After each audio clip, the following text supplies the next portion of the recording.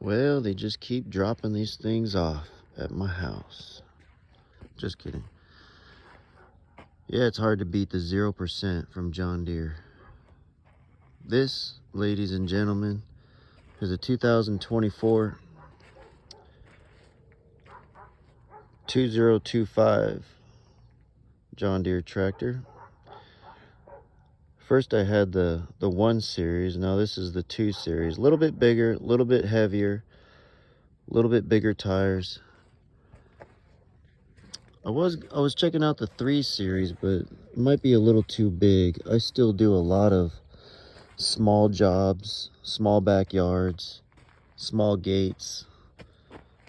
So this one's not too big, not too small. I think it'll work for me.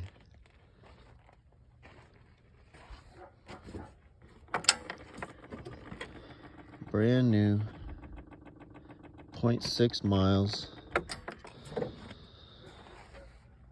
The John Deere 2025R. Pretty excited to get to work with this thing.